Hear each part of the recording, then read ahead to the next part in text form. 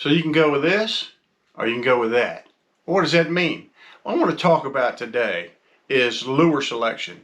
And what I want to warn you guys about, it's getting stuck in the mindset of this is now my favorite go-to lure. So you got to be able to adjust and change. If you ever watch like Jacob Wheeler or some of these other guys that are, top tier bass professionals, you'll watch them. They change lures, 8, 10, 12 times during competition at least. I mean, literally, they've got 20 rods in the rod locker with stuff already tied onto it, and then they'll sit down during the day and put something brand new on because something clicked in their head that day. So today, let's break down lure selection in this way. Let's talk about the difference between what you would select under a high pressure type of day. When I'm talking about high pressure, I'm talking about barometric pressure, versus lures that you would select under a low pressure type of day. Now, I'm not going to get into water color, water temperature, time of year, and all that type of stuff. General rules here for high pressure versus low pressure. So the first one would be, in a high pressure type situation, you want to throw a drop shot, a shaky head, a Ned rig when you're fishing slow, deeper, shallower, whatever. On the other hand, in a low pressure situation, to counter the drop shot, the Ned rig, and the shaky head, you're going to want to throw a jig, a creature bait, or a big worm. That would be the three opposing baits to low pressure bait, high pressure bait. So when you get into moving type baits, in a low pressure type of situation, you want to throw spinner baits, chatter baits, wide waddling crankbaits. As opposed to that, in a high pressure situation with moving type baits, you want to throw a jerk bait, a small type crankbait, or a tight wiggling type crankbait, or a lipless crankbait. Now, top water situation in low pressure versus high pressure.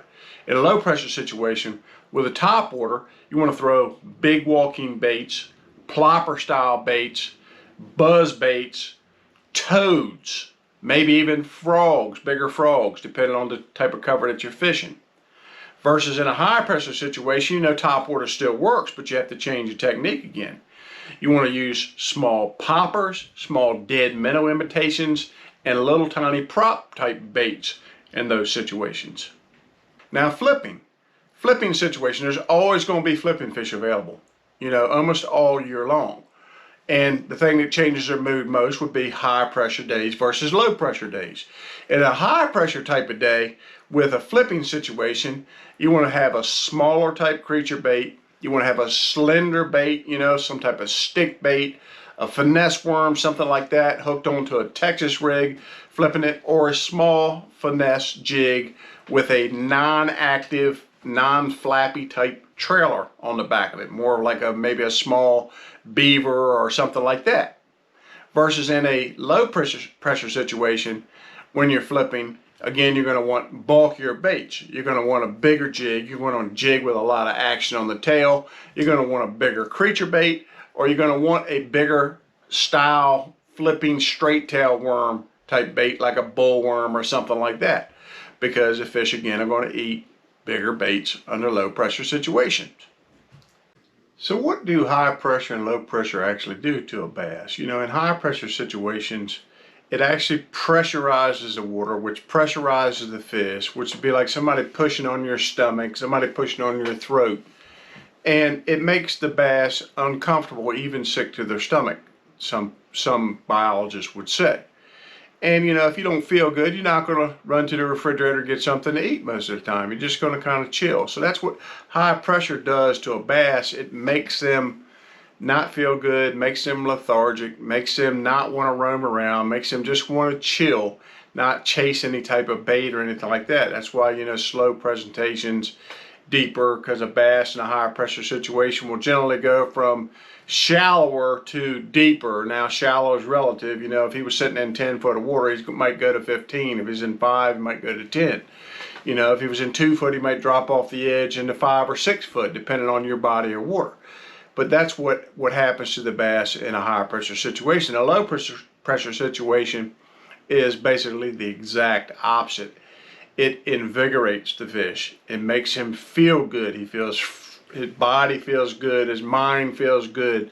He's excited. He wants to go check things out. He roams around. He'll chase baits down. He'll bite things just out of curiosity when, you know, when under a high pressure situation he won't.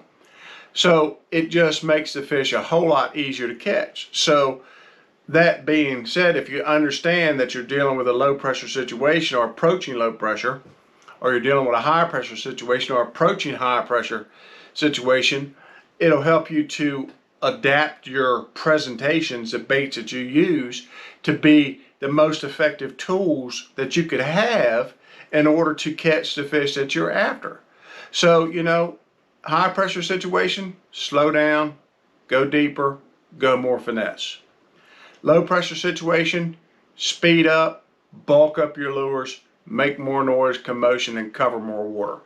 And if you follow those 2 rules along with those baits that you need to adapt to those situations, you will be a better fisherman. Again, thanks for watching and have a blessed day.